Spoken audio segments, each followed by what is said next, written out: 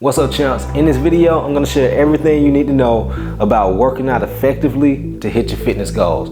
No matter if you're new to working out or even if you're a seasoned lifter, I believe you're gonna find this video helpful. And the reason why is pretty simple, because if you're working out and you're not doing it the right way, you could be working out for months, if not years, and you could be wasting a whole lot of time and effort. Now, before we dive in, be sure to hit that subscribe button so you don't miss any future videos.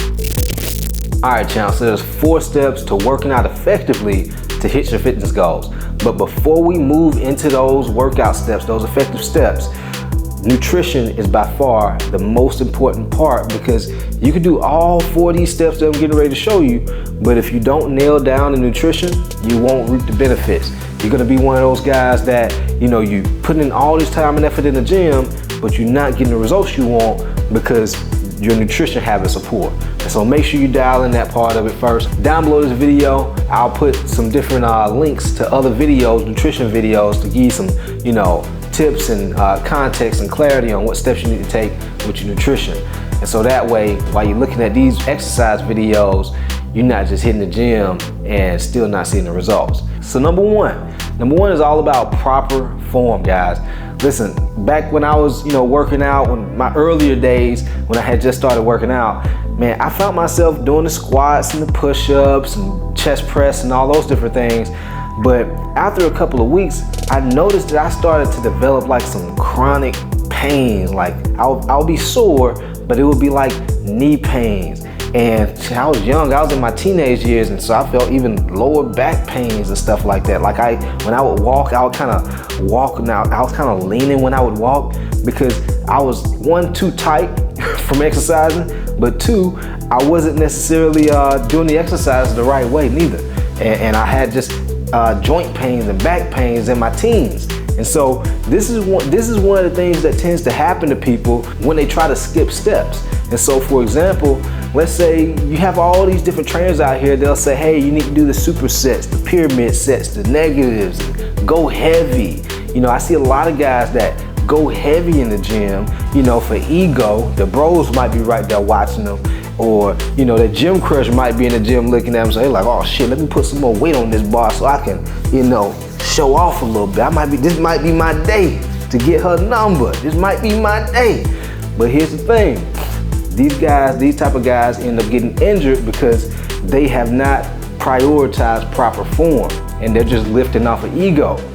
And so that's one of the biggest parts. This is number 1. This is the foundation of working out effectively, getting that proper form down pat. And then the other side of it is this. When we don't have our proper form dialed in, we won't be able to really develop our muscles the way that they need to be developed based on whatever exercise we're doing. Let's say you're doing a chest press. Guys who are doing chest press, they're not doing the exercise the right way. They're not going down far enough, or they have the bar, their hands a little too close when they're doing the chest press, and they're working more triceps than they are actually working their chest. And so it's just really important to understand how to do the exercise the right way before we start increasing the weight, or before we start, doing all these other workout strategies that might look all fun and dandy, but you really won't get the results you want, or that you might see somebody else getting, because they might understand proper form, but you don't. And so make sure you do proper form first. Number 2, conscious movement. Now, a lot of times when I go to the gym, and I used to be this guy too, see a lot of guys exaggerating and trying to just blitz through the exercise. They're trying to speed through the exercise, and so they're not really feeling that burn, or so they can just get the exercise over with, right? But that's actually the wrong way to do things, because when we're exercising, when we're lifting weights, it does require a lot of focus. And we should feel that burn if we're doing, a higher amount of reps, and we're trying to, push for hypertrophy. Or if you're trying to lift heavy, you might not feel a whole lot of burn, but you still have to focus on lifting that weight, like lowering the weight at a certain speed and lifting the weight at a certain speed. And so you're really getting that muscle engagement. And so basically, in short, what I mean by conscious movement, we're focused on the muscle we're working. Okay, and so if we're doing chest press, you should feel not just your chest, but you should also feel the front of your shoulders working. You should feel your triceps working. And so when you're doing the exercise, you should feel the muscles that you're working. And that requires focus. It requires going at a slower pace.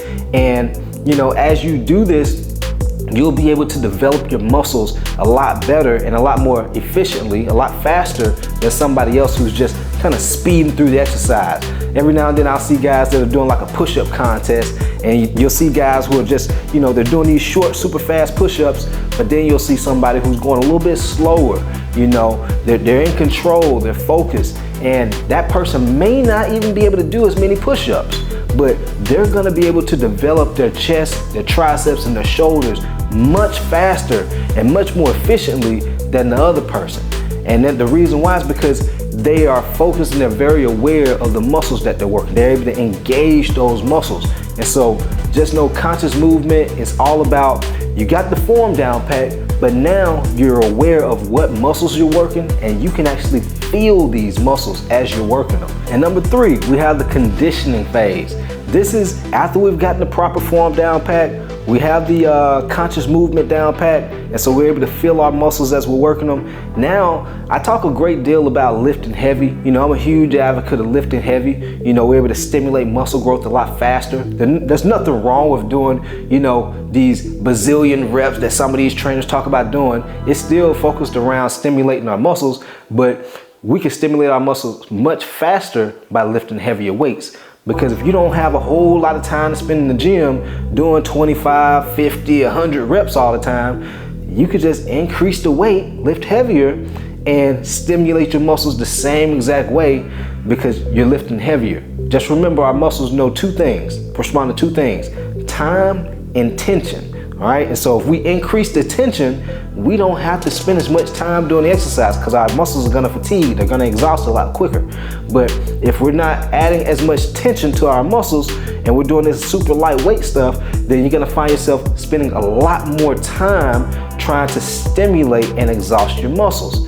And so instead of doing that, what we wanna do before we start lifting heavy is focus on conditioning our muscles. Because what can happen is, I see a lot of guys who jump right into lifting heavy before they've conditioned their muscles, and this is how things like pulled muscles and even torn muscles tend to happen. We have these lower back injuries, shoulder injuries, knee injuries, because we haven't conditioned our muscles to be able to lift at that rate, at that amount of tension.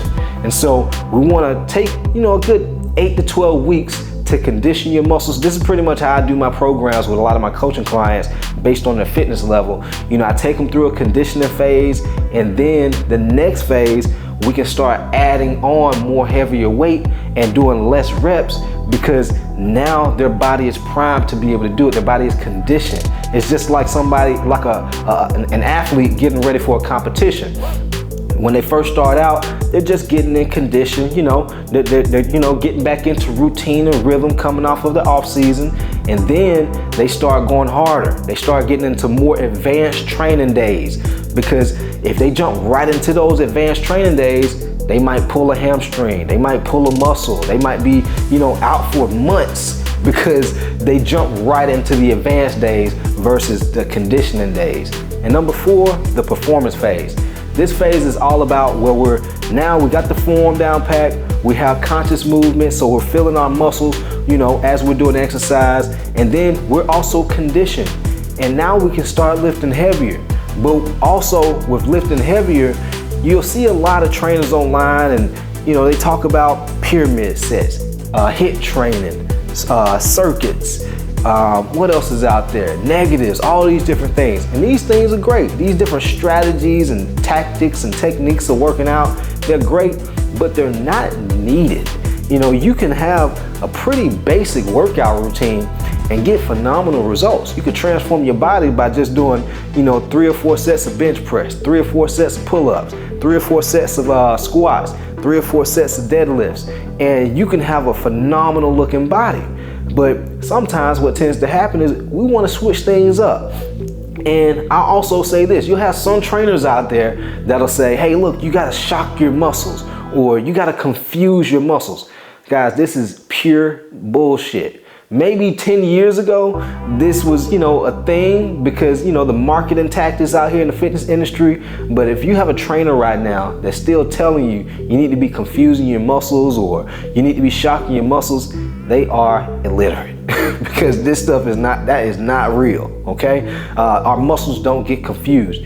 Like I said earlier, our muscles only understand and recognize two things: time and tension. And so as we put more tension on our muscles, as you get stronger, you need to be using progressive overload. As you get stronger, you need to start adding more weight on. And there's different ways you can increase your intensity. You can add more weight, or you can even keep the weight that you're using, but slow down your pace. Like just simply slowing down the pace of your exercise. Like as you're doing exercise, just by slowing it down, it can increase the intensity of the exercise instead of increasing the weight. All right, hope that didn't go over your head, because that's very important to know. Like as you get older, like for me, for example, I don't want to be squatting no more than right now 315 pounds, because I know the higher I get far as weight, it's just not going to be good on my joints. And so instead of going higher than 315, I'll just do the exercises slower. I can do anywhere between 6, 10, maybe even 12 reps, but as I get stronger, I'm not gonna go up on weight. I'm just gonna slow down my pace. And so that way I increase my intensity. And so that's what I mean. So just know, when it comes to performance, yeah, you have to use progressive overload as you get stronger, as you get more efficient with the exercises. Just know you can go into all these other strategies and tactics. Like I was sharing with you earlier, the HIIT, the circuit, all these different styles, all of them work, to be honest. But you have to have the fundamentals down packed first. If you're trying to jump from, being a beginner all the way to just doing supersets from day one, you're really not gonna see the true benefits, because you may not even be doing proper form or know how to engage your muscles the right way with like conscious movement. And so go from phase 1 all the way to phase 4. Proper form, conscious movement, condition your muscles, and then go into the performance phase. When you do it this way, this is how you're going to be able to avoid all those injuries. You'll be able to develop your muscles and your body the way you want them to. And you just have overall a better feel. You'll feel better, you'll look better, and you'll have more longevity as you continue to work out. Because just remember, guys, it's a marathon, not a sprint. All right, champs, that's all for this video. Be sure to like, comment below any question that you might have, and then be sure to subscribe to the channel for future videos. All right, guys, let's get to the action.